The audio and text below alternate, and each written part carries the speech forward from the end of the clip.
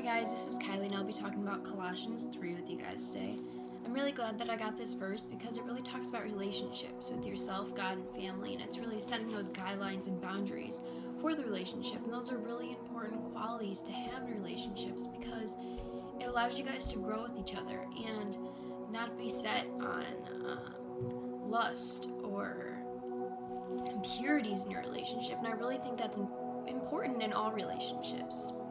So some verses that really stood out to me in this is verses 15 through 17. I have a different version of a Bible. I'm actually getting my new study Bible in the mail this week, so I'm really excited about that. But for now, I'll just read to you what this one says. Verse 15 through 17 says, "And let the peace of God rule in your hearts, to which also you are called in one body, and be thankful. Let the word of Christ dwell in you richly in all wisdom, teaching and admonishing one another in psalms and hymns and spiritual songs, singing with grace in your hearts to the Lord.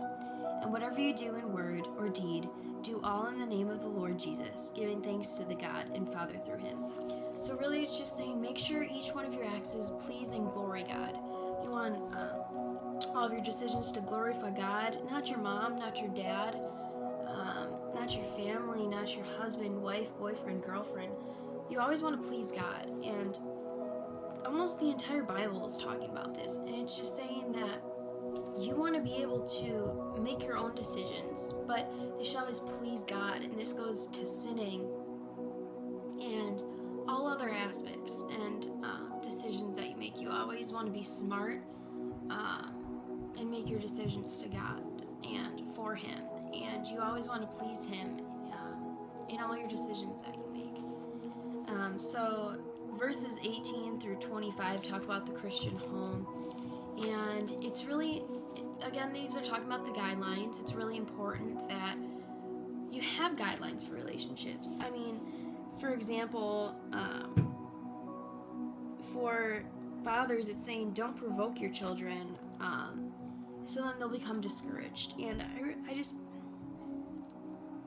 I think this is a very important part in the Bible because it's talking about relationships and the guidelines. And my connection here is in verses 5 through 8, it talks about killing off everything connected with pleasing God, sexual impurity or lust. I'm pursuing a 3-month relationship right now we're at, and I feel like it's very important to set guidelines right away and just say, this is what's okay and this is what's not okay. And I feel like in any relationship, it's really important that you guys come to a middle ground or a consensus and just say, hey, like, we don't feel comfortable doing this in our relationship, but we do feel comfortable doing this. And I really feel like it's important that your decisions as a couple and for yourself glorify God, and that you're making decisions that are right for you and that won't put you in danger or aren't stupid decisions, or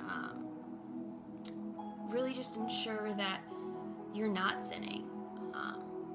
And I feel like that's really important in a relationship to have. And I feel like, as a teenager, there's so many temptations these days. There's drinking, there's parties, there's sex, drugs.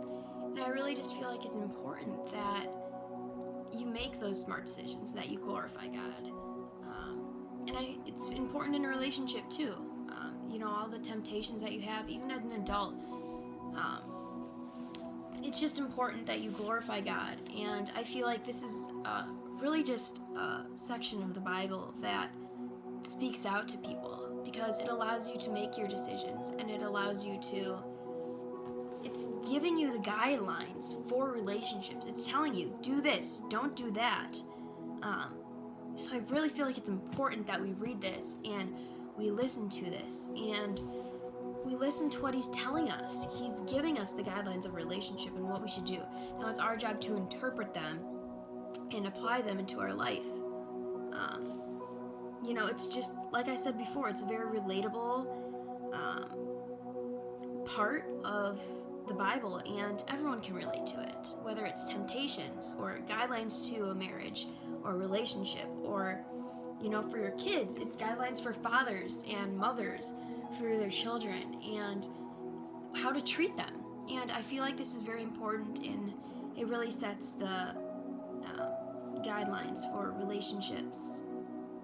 So video. I'm pretty sure I repeated that like 3 times, but yeah, I'm glad you guys nominated me while I was at work to read this, and I hope you guys enjoy the video.